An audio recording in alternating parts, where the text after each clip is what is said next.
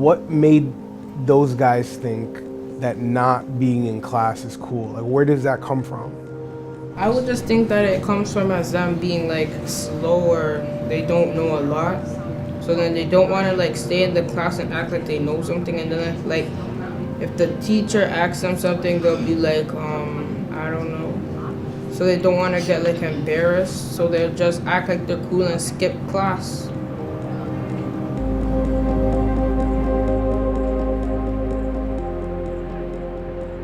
So I think with our programs, like I've been a part of Natalie's teen mentoring program, I've been a part of in-school mentoring, you see what that difference of an hour can make in a child's life to make them want to learn, to make them want to go to school, to make them want to try to answer that question that they don't understand, because there's something else there that's helping them with their personal development. And like you see that those kids are excited and they're coming to school to make sure that they can see their mentor.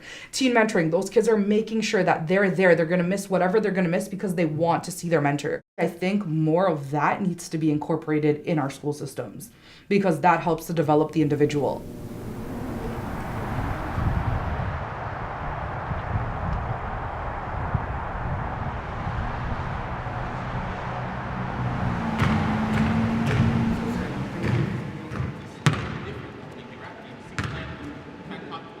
People who's involved in streets, they stress out a lot.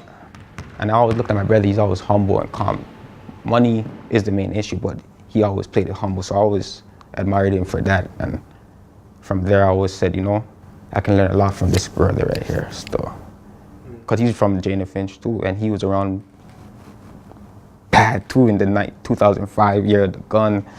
You know, he was in Jane Finch too, but look what he became and who he became. As a community leader, I think we've always been battling with dope boys. You know what I mean? I love them to death. What they're preaching, their message to the young people, you know, it's just not attainable. It's not feasible over a long period of time.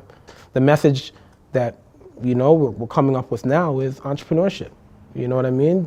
Figure out ways to bring something to the table that's legal. The kids that follow these dope boys, they understand supply and demand. You know what I mean? So now it's just up to us as mentors and community leaders to channel that energy in a legal light.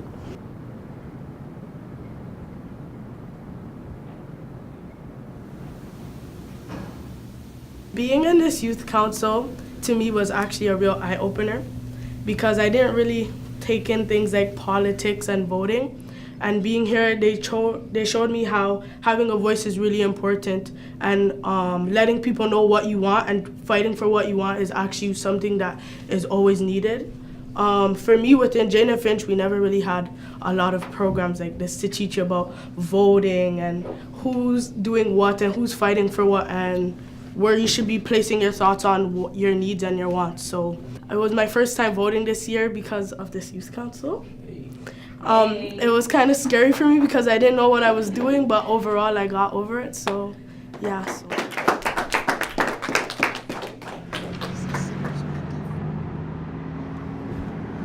For a lot of our students, you know, food scarcity is a huge issue.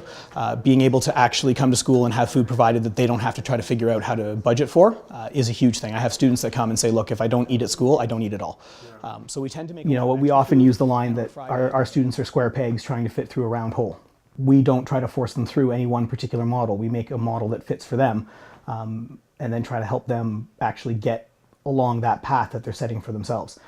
It's not a matter of me telling them what's best for their lives. It's a matter of them telling me what they want for their lives and me trying to help them experience that and develop a plan for that and move forward with that.